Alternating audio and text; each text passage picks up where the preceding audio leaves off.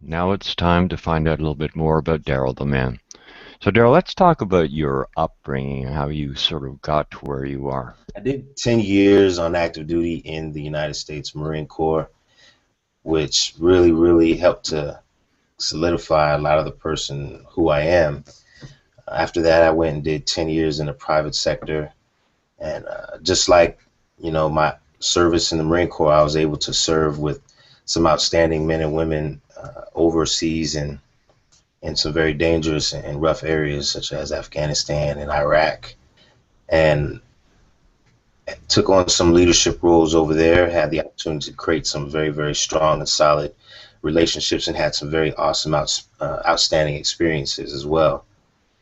Uh, a lot of those experiences that I took to that part of my life were solidified from my childhood, from the days of growing up and growing up poor, growing up without, and so I understood that you know, you have to have compassion for people. I had compassion for the people that were over there, even though I was there to do a mission, to accomplish a mission for the country. So a lot of those experiences, if not all of them, helped to solidify the person that I am today, and also help to mold and shape my perspective on things and people, and be able to have compassion for people from all walks of life, and it doesn't matter what they look like or who they are. But my understanding and what has helped me to become the person I am today is to continue to have passion for people, regardless of their situation or my situation. Compassion is the one thing that connects people in good times and in bad times. So that's really where how I came to be who I am today, in part. Darryl, Darryl, can you talk a little bit about your experiences overseas? Some things that happened, some things that you saw that stick with you today. A couple of experiences that I think about often in my days. First experience overseas was in 2005 when I was over in our Mahdi on active duty. There was a young Marine that was under my charge for a short period of time, and we worked together, and I observed him, on a daily basis. And every time I would speak to him, or he would speak to myself and the other staff and COs, it was always very hopeful. And he was always talking about how much he cared for his family and how much he loved his family, his wife and his child, and how much he wanted to get back home to them. So there was never really any negative indicators outside of the fact that we're all here in Iraq, we're all there in Iraq, and I didn't see any negative signs that he was under any mental or emotional duress. So one day, a friend of mine, we were standing out. This was one evening when the war was calm. We were standing outside of one of the unit sections, and all of a sudden, Marines started running from all over the place in various different directions. Come to find out, this same young Marine had went to the Porter John, put the M16 in his mouth, and pulled the trigger. That experience sticks with me because I feel like if I would have taken a little bit more time to try to see if there was anything or any indicators that I could have dug up or unsurfaced, maybe I would have been able to see his anguish. Maybe I would have been able to change his mind.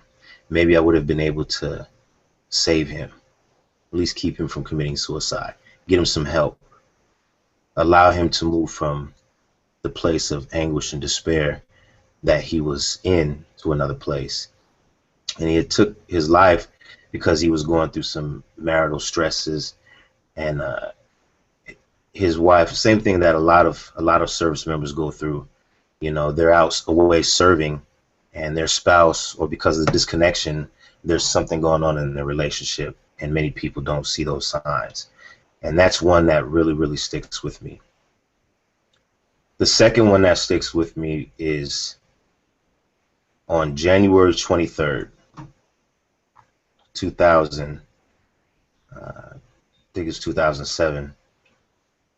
My team, this was when I went into the private sector. My team and I were on venue over in Iraq. It was a very dangerous venue.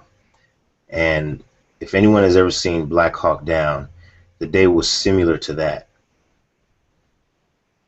The situation had started to build up. We had went on to venue to do some protective operations, and we had started receiving small arms fire to our location. Long story short, they had to send out multiple teams to come and evac us off of the site. And in that evacuation operation, every major team was out there trying to get to us. Um, we had little birds, which are the small helicopters, up trying to get to us, and everybody was just out doing their job to the best that they could do. And it was a very, very hectic situation.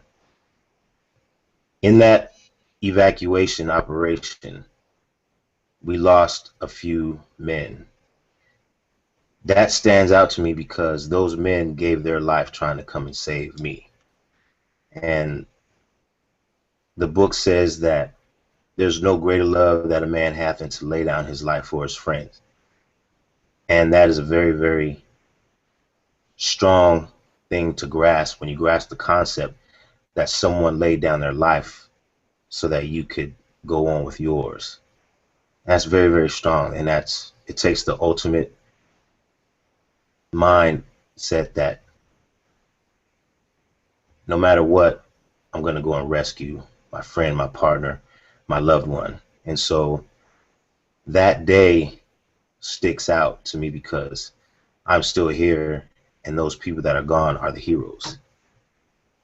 And the only thing that I can do is continue to move forward in their names and to press forward and to honor them by doing greater service for the greater good of all mankind, and to walk in my purpose in doing that.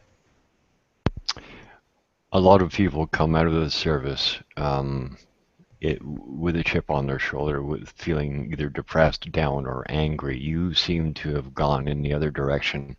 Is it strictly because of those experiences that you had, or is there a greater power involved in this? Both. First, I'd have to say is because of my belief in God and His ability to keep me strong through the difficult times in life. And secondly, is those experiences that allow me to solidify the thought process that what doesn't kill you only makes you stronger. And so if you're still here and you're still breathing and you're above ground, you had a chance to grow. And the environment and the opportunity to grow gives you the chance to become something greater, to move on to a greater place in life. But you have to take on the perception, or the perspective, I'm sorry, that you have that opportunity and you have that capability. And once we do that, once we embrace those processes of growth in hard times, then it's easier to move forward because we'll know that trouble doesn't last always, pain doesn't last always. It only lasts for a short season. But once we overcome that, then those muscles of faith and those muscles of internal and intestinal fortitude are strengthened, and we can go forward. Not only in that particular situation that we may be going through at that time, but if we look forward and know that there's going to be some more bad times, there's going to probably be some more hurdles in life that we have to overcome. And if we can remember that we overcame before, then we know that we can overcome again. So those things that you just asked me, those experiences and my belief in God has helped me solidify that perspective and those thought processes. I think all of the backstory that you've given us has brought you to a position in the end of helping other people. Do you feel it as a personal mission for yourself? Definitely, definitely. It is my purpose in life to help people move from one place to the next. As such, the P.O.W.E.R acronym has come into play, and those pillars that I teach from allow myself, not only because it's a continual process, but it also allows other people that I come into contact with for me to give them, the solutions, or to give them those principles, and to kind of just build on them in their lives so that they can put in place in their life strong solutions, so that they don't continuously go through the same process over and over again, and then continue to overcome and move forward in life.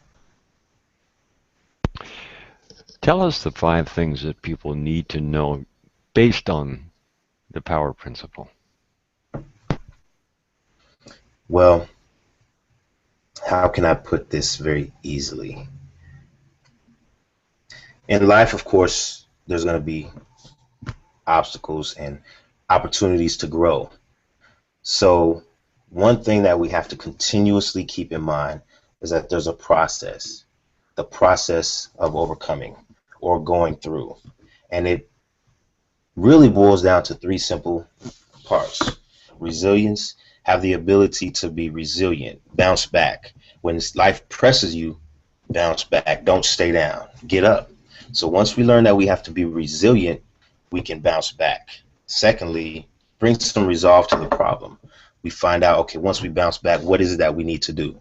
We figure out what we need to do, look at our options, figure out the solutions, pick one, and move forward with it. Now that we've brought resolve to resilience, now we got to determine what is it that, which direction we need to go. So once we figure out, okay, I need to go left, right, or through my obstacle, however it may be, you need to move in that direction. Sometimes it's going to be difficult, but we need to move, and that's called re-engage. Re-engage into life, re-engage into however you want to look at it, whether you look at it as a fight, whether you look at it as a game, but just re-engage. Get back into it and begin to move forward. So resilience, resolve, re-engage. The last R in power is one that is extremely important with respect to the entire process, and that's relationships.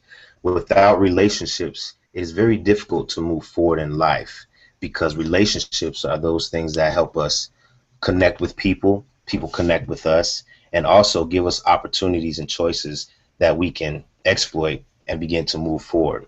So relationships, how to nurture those relationships, how to build relationships, how to fix relationships that may be bad if they are fixable, and then just equally as important, which relationships to walk away from, or which relationships to let fade away.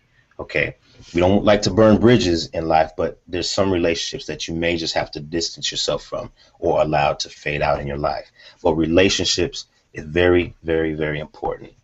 And then relationships kind of plays a big part into your environment. If you have a negatively charged environment or a negatively charged relationship, they feed off of one another. So it's very important to either nurture that relationship so that it nurtures the environment, or let it fade away so that you can nurture your environment and create positive relationships to have a positively charged environment. And then the last one, but I talk about it first oftentimes, is purpose.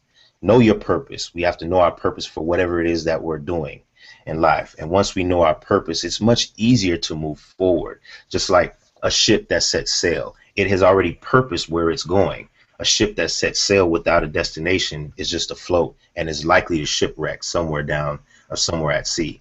So when we're in life, we need to understand what is our purpose for doing whatever it is that we're doing, or what is our ultimate purpose. Once we realize our ultimate purpose, it's much easier to move forward and set a course to the destination in which we want to arrive at. Without that purpose, we're just like a ship without a destination. You've given us a lot to think about today. One last question for you. What about your future? What's the future of your mission? The future of my mission is simple: to change one person's life at a time, to allow them to take a solution to go from point A to B to C, one step at a time, one solution at a time, as fast as possible and as easy as possible for them. And that is my mission: to touch as many lives, to help as many people, to give as many people the best of me that I possibly can.